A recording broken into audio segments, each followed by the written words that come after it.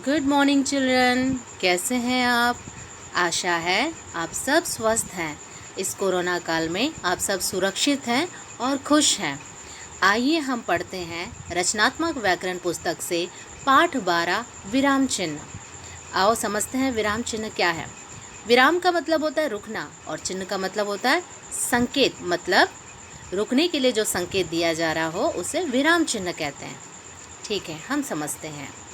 Traffic light हमें संकेत देती है कि हमें कब रुकना है, कब चलने के लिए तैयार खड़े रहना है और कब आगे बढ़ना है। वैसे ही विराम चिन्ह भी हमें बताते हैं कि हमें कब थोड़े समय के लिए रुकना है अथवा कब अधिक रुकना है। बात करते समय हम कहीं ना कहीं थोड़ा रुकते हैं ना।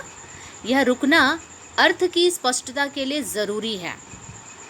अगर हम कोई भी सेंटेंस बोल रहे हैं, कोई भी वाक्य हम बोल रहे हैं और कंटिन्यूसली हम आगे बढ़ रहे हैं तो उसका अर्थ थोड़ा समझ में नहीं आएगा। लेकिन हम रुक के जहाँ रुकना है, अगर वैसे हम बात करते हैं तो हम जो कह रहे हैं अगले को वो चीज़ समझ में आ जाएगा।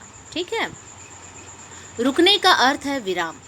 इस विराम को जिन चिन्हों से प्रदर्शित करते हैं उन्हें विराम चिन्ह कहते हैं। क्या कहते हैं? विराम चिन्ह। लिखते समय उचित स्थान पर विराम देने से बोलने, पढ़ने और बात को समझने में सरलता होती है। अब इसका परिभाषा हम इस तरह से दे सकते हैं। लिखते समय वाक्य में रुकने की ओर संकेत करने वाले चिन्हों को विराम चिन्ह कहते हैं। क्या कहते हैं? विराम चिन्ह। अब यहाँ पर हम मुख्य रूप से कुछ विराम चिन्ह दिए गए हैं, इन्हें देखते हैं हम। ठीक है, पहला है पूर्ण विराम। आप देख रहे हैं यहाँ पर पूर्ण विराम का चिन्ह, पूर्ण विराम। ये कब लगता है? वाक्य के अंत में लगाया जाता है। जैसे यहाँ उदाहरण दिया है, यह फूल बहुत सुंदर है। ठीक है, अगला चिन्ह है प्रश्नवाचक चिन्ह। और ये चिन्ह आप देख रहे हैं यहाँ पर क्यों लगाया जाता है? जब हम किसी से प्रश्न पूछते हैं, है ना। प्रश्न पूछने के लिए वाक्य के अंत में लगता है। यह पुस्तक किसने लिखी है? ठीक है, इस तरह से। या तुम कब आओगे? तुम्हारा नाम क्या है? आप क्या करते हो? ये सारे वाक्यों के बीच में जब हम प्रश्न पूछते हैं तो अंत में क्या लगता है? प्रश्नवाचक चिन्ह। अगला चिन्ह है विस्मयादि बोधक। आश्चर्य, घृणा, खुशी आदि भावों को प्रकट करने के लिए लगाया जाता है। अब ये कहाँ लगता है? देखिए यहाँ पर, वाह तुम बहुत सुंदर मूर्तियाँ बनाते हो। यहाँ उसे क्या हो रहा है? हैरानी हो रही है, आश्चर्य हो रहा है ना, कि तुम बहुत सुंदर मूर्ति बनाते हो। तो ये सारी चीज़ें जब हमको आश्चर्य होता है या किसी चीज़ से घृणा होती है या खुशी होती है तो हम क्या करते हैं? जब हम एकदम आनंदित होते हैं ना, वाह कितना सुंदर है, या फिर कोई चीज़ ऐसी जिससे जो हमें पसंद नहीं, घृणा होती है, छी कितनी गंदी लग रही है। तो इस तरह से यहाँ जो चिन्ह लगता है इसे क्या कहते हैं? विस्मयादि बोधक चिन्ह। ठीक है, अगला है अल्प विराम। कम समय रुकने के लिए लगाया जाता है, जब हम थोड़ी देर के लिए रुकते हैं। जैसे कि यहाँ पर देखो उदाहरण, सुरेखा, शीला और नमिता खेल रहे हैं। अब सुरेखा के बाद में जो चिन्ह लगा है ये क्या है? अल्प विराम। हम कंटिन्यूस बोले क्या? सुरेखा, शीला और नमिता?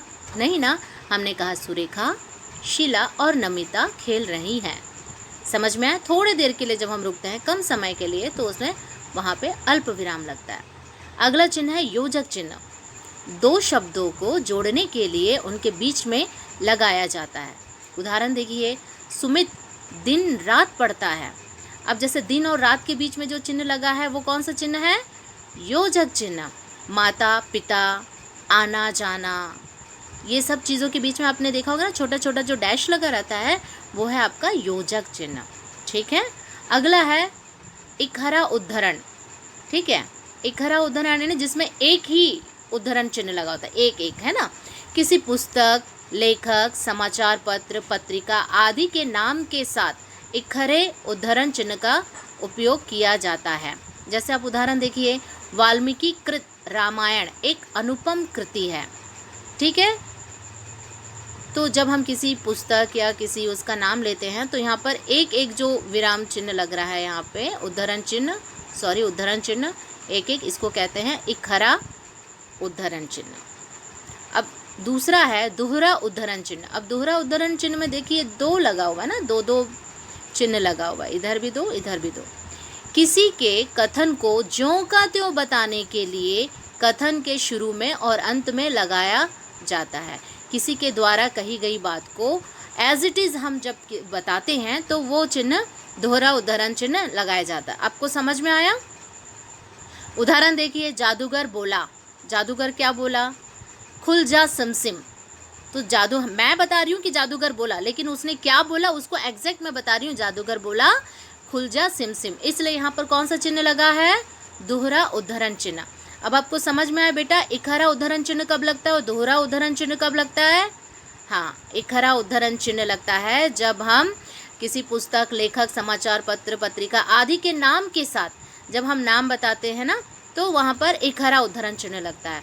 और जब हम किसी के द्वारा कही गई बातों को वैसे ही एज इट इज़ हम जब बताते हैं तब वहाँ पर दोहरा उद्धरण चिन्ह उपयोग में लाया जाता है। ठीक है, समझ में आया? तो हमने क्या जाना आज? हमने जाना पढ़ते, सुनते और लिखते समय अर्थ की स्पष्टता के लिए प्रयोग किए जाने वाले चिन्हों को विराम चिन्ह कहते हैं।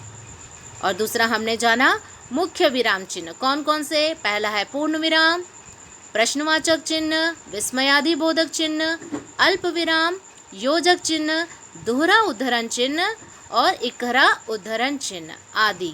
ठीक है, हमने इन चिन्हों को अच्छे से जाना है और समझा है। आशा है आपको ये चीज़ अच्छे से समझ में आई होगी। ओके बेटा, घर पे रहिए, स्वस्थ रहिए और खुश रहिए। Have a nice day.